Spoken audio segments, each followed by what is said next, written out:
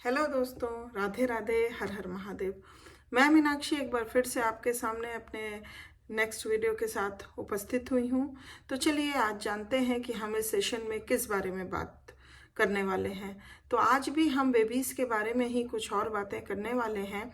जैसा कि अपने पिछले वीडियो में हमने हैज़ार्ड्स और स्पेशली फिज़िकल हैज़ार्ड्स के बारे में बात की थी, तो वहाँ पे देखा था वन ऑफ द हैज़ार्ड्स है फिजियोलॉजिकल हैबिट्स, जो बच्चों में डेवलप होती है ड्यूरिंग बेबीहुड पीरियड में, और उसको इस्टेब्लिश होने में बहुत सारे हैज़ार्ड्स जो होते हैं वो बच्चे को फेस करने पड़ते हैं। तो चलिए आज इस सेशन में हम स्पेसिफिकली फिजियोलॉजिकल हैबिट्स में को इस्टेब्लिश होते समय जो बच्चे हैज़ार्ड्स फेस करते हैं, कठिनाइयाँ फेस करते हैं, किस प्रकार से फेस करते हैं, उन चीज़ों को हम जानते हैं। तो मैं आशा करती हूँ कि आप वीडियो में एंड तक ज़रूर बने रहेंगे। तो चलिए शुरू करते हैं with the common hazards in establishing physiological habits.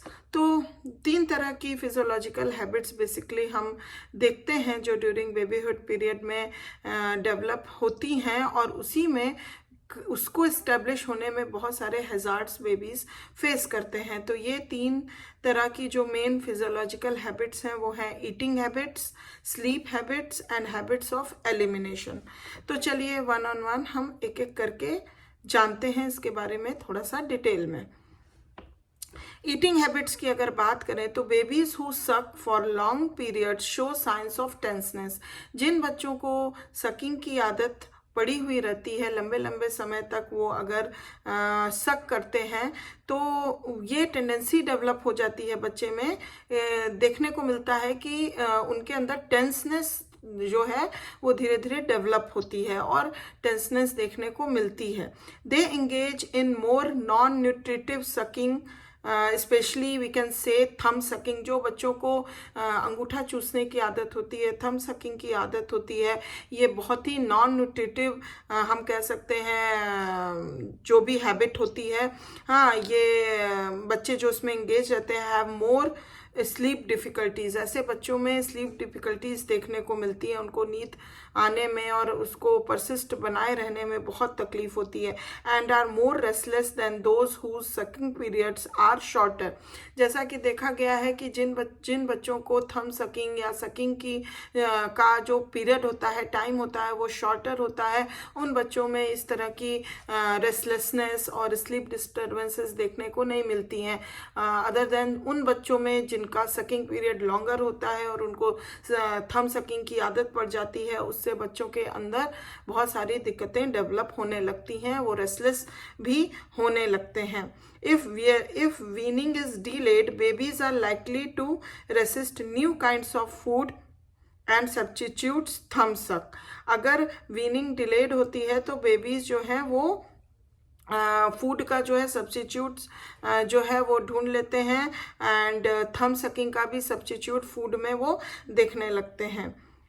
और जो ये जो थम सकिंग है, दैट थम सकिंग फॉर द निपल उनका होने लगता है। They will also resist semi solid foods if such foods are introduced too early, not because of their taste but because of their texture. अगर हम सोचें कि नहीं, बच्चों की ये आदत को सुधारने के लिए अगर हम फूड को, स्पेशली सेमी सॉलिड फूड को अगर बहुत जल्दी बच्चों को खिलाने लग जाते हैं, इंट्रोड्यूस कर देते हैं, तो इससे क्या होता है कि उसके प्रति भी उनका मन जो है वो हट जाता है। ये स्पेशली सिर्फ टेस्ट के मामले में हम नहीं बोल सकते हैं, उसके टेक्सचर को भी लेके मतलब उनको वो चीज़ नहीं पसंद आती है, तो वो जो है उस तरह के फूड लेने में भी रेसिस्ट करते हैं। तो इस तरह से उनका जो ये सकिंग और ये सब चीज़ें जो हैं वो लंबे समय तक चलता है, जिससे कि बहुत सारी दिक्कतें डेवलप हो सकती हैं। तो इस तरह की मतलब जो उनकी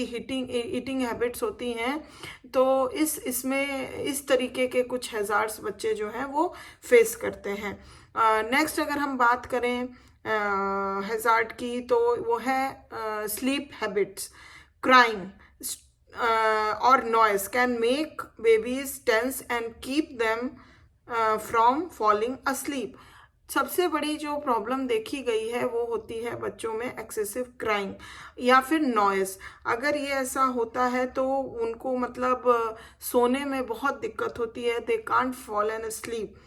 Sleep schedules that do not meet the requirements of individual babies make them tense and resistant to sleep। अगर एक जो पीरियड स्लीप का बनाया गया है, अगर वो उनके बॉडी के रिक्वायरमेंट को वो स्लीप ड्यूरेशन फुलफिल किसी भी कारणों से अगर नहीं हो पाता है तो ये बेबी को बहुत टेंस कंडीशन में ला देता है और उसको स्लीप में भी बहुत सारी स्लीप को बनाए रखने में भी बहुत सारी दिक्कतें आती हैं।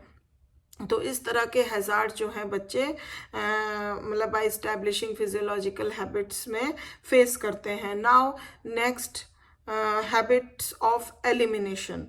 These habits cannot be established until the nerves and muscles have developed adequately। ये जो एलिमिनेशन का जो प्रोसेस होता है उसमें अगर नर्व्स और मसल्स पूरी तरह से एडिक्वेटली डेवलप नहीं हुए रहते हैं तो ये प्रोसेस होने में बहुत सारी दिक्कतें होती हैं। Trying to toilet train babies too early will make them uncooperative about establishing these habits when they are maturationally ready। अगर हम बच्चों को बहुत ही जल्दी वेरी अर्ली कि जबकि उनके वो मसल्स और नर्व्स इतने डेवलप एडिक्वेटली नहीं हुए रहते हैं कि उस एलिमिनेशन प्रोसेस को वो बहुत ही अच्छे ढंग से निभा पाएँ या कर पाएँ, सीख पाएँ, लेकिन अगर हम उसी वजह से अगर बहुत जल्दी बच्चों को टॉयलेट ट्रेनिंग या इस तरह से एलिमिनेशन ट्रेनिंग जो है देने लगते हैं तो वहाँ पे बच्चे जो हैं वो काफ़ी अनकोऑपरेटिव बन जाते हैं और उनको भी बहुत सारी दिक्कतें होती हैं।